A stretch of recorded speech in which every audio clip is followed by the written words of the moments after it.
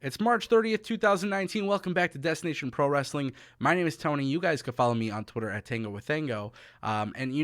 WrestleMania season is here, and WrestleMania is a week away, and there's a lot of pro wrestling news. And I know I definitely want to do some live streams and all that good stuff.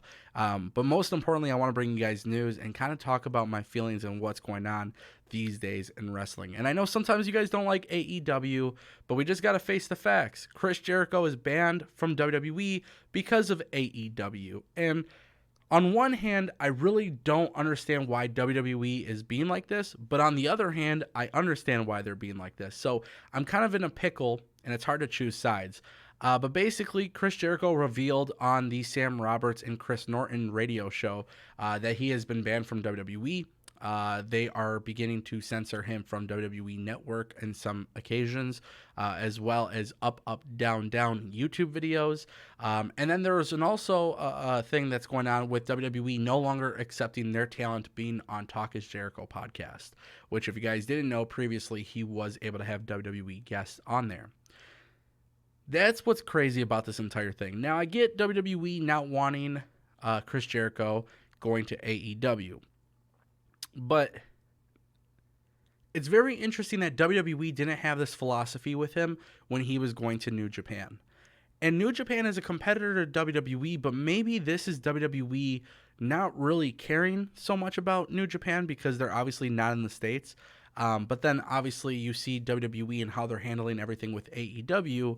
I feel like maybe now they're actually starting to feel threatened by AEW, which is really, really interesting considering the fact that AEW has never had a TV show live on TV just yet. So I can understand why they wouldn't want Chris Jericho going to AEW, but at the same time, too, I don't understand why they didn't, have this feeling of Chris Jericho when he obviously went to the Indies and stuff like that. Now, the relationship between WWE and Chris Jericho is very interesting because I feel like the starting point to all of this, Chris Jericho going his own way type of thing, was when WWE and NXT did not, host the Raging Rocker Sea Carnival thing, whatever it was, for the cruise. And the whole idea of Chris Jericho throwing his own event, obviously he had a lot of ROH and Impact guys, New Japan.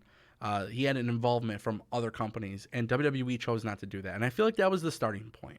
And then, obviously, Chris Jericho was doing like the whole New Japan thing. I thought for a fact maybe WWE was going to be in a situation where they were going to invite him back, which they did. So even when it looked like it was sour, it looked like it was fine. And then, obviously, the emergence of AEW comes up, and WWE is all of a sudden anti-Chris Jericho. Now, I've asked people before, and I've had this conversation with people before, and I said, hey, and these are everyday people that I interact with. I said, hey, do you know who Chris Jericho is? And a lot of these guys say yes. And sometimes they say yes because of wrestling. Sometimes they say yes because they've seen him in magazines or TV shows or whatever. And some people say yes because of Fozzy. So when I have this conversation with people and they recognize that name and they know who Chris Jericho is, that's a great thing. And that's where obviously AEW did a really good job of signing him. But it's also really confusing to me how WWE in this situation is anti-Chris Jericho because he is such a big name. He is a respected person.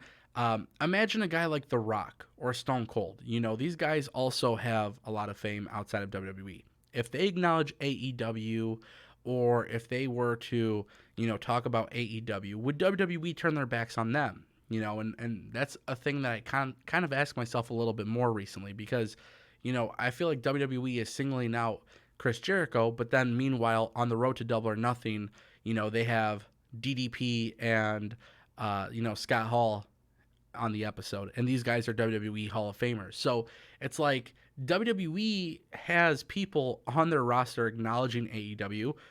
The Revival took a picture with a fan who was wearing an AEW shirt at the house show. These things come up, right? But it's like WWE only seems to be interested when it's Chris Jericho's fault.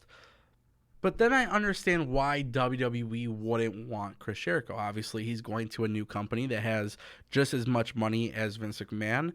And this is a company that has some very successful owners in the endeavors that they currently have.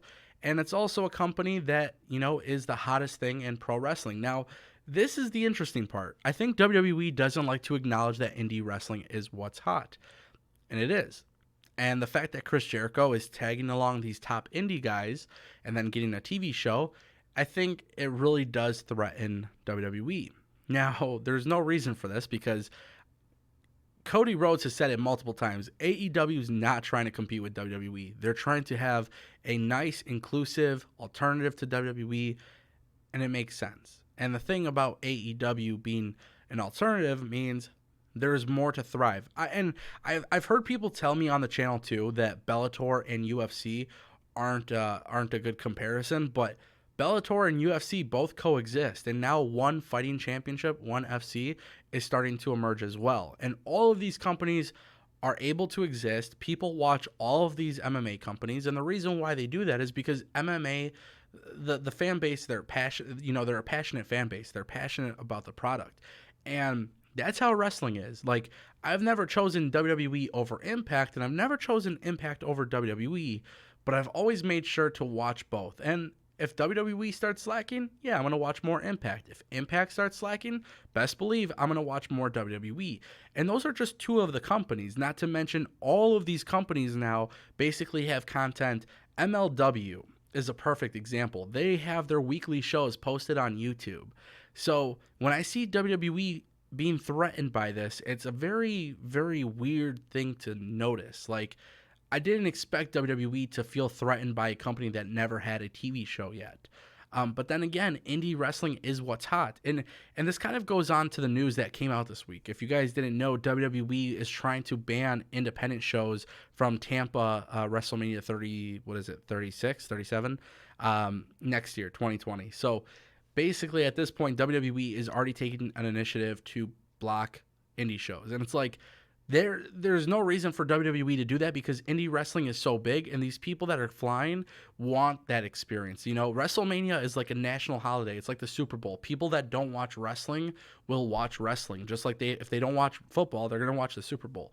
So WWE should take in the fact that these cities are successful and they're making money, and they're going to want WWE to come back in the future because everybody is thriving off of it. And honestly, these indie companies don't make a lot of money. So, you know, it's very interesting that WWE is taking this anti-indie wrestling approach. Meanwhile, they're still signing top indie superstars. So it's a very interesting thing going on with WWE. And I don't advise you guys to like pick sides, but I do advise you guys to support all products because honestly, at the end of the day, if WWE fails, then there's 100 other products. But if these other products fail, at least you have WWE. You shouldn't really turn your back on one product or the other. Now, if WWE constantly sucks and you're not liking it and you're falling out of love with wrestling, okay, I get it. But for the most part, try to watch wrestling and enjoy it because trust me when I tell you guys, we are in a boom period for wrestling. And this is something that's been predicted for many years from a lot of people in the wrestling industry. And we're getting to that point going into 2020, just 8 months away, 9 months away. Obviously at that point we have to acknowledge the fact that wrestling is going to continue growing. The fact that WWE doesn't want their talent on this podcast is interesting because it's not like AEW won't have eyes on their product. And it's not like Chris Jericho is not a big name. I think it's a great thing. I think having that interaction between both companies is fine. And maybe WWE is overreacting, but to ban Chris Jericho and to remove him from parts of the network and UpUpDwnDwn videos and, the fact that WWE doesn't even want the reference of Chris Jericho on their show is very, very interesting. So I want to know what you guys think. I want to take an extra minute to talk today about the YouTube channel and where we're going because I've seen a lot of comments and people asking about what we're going to be doing. Right now I'm going through a lot on the channel as far as planning. So normally before what I was doing, my process was pretty simple. I go work 60 hours a week. After work, I come and make videos and upload them and that type of thing. So as you guys can tell, the production isn't exactly where I want it to be. That's obviously going to change. That will in fact change. I am expecting that change to happen relatively soon, but it does take time, and that's kind of what I'm working on. So I would say by April 1st, we'll see some new form of content and a variety of content, not just news videos, not just, conversational pieces, but we'll do things like I don't want to spoil it, but just understand that we got a lot of new stuff happening April 1st. And then also we're going to be doing a lot of stuff with live content. So we are going to get into the live content on YouTube, and hopefully we can make this a fun, interactive community. So with that being said, I want to know what you guys think in the comment section down below. Chris Jericho banned from WWE. Do you guys agree, disagree? Let me know what you guys think in the comment section down below, and make sure you guys click subscribe.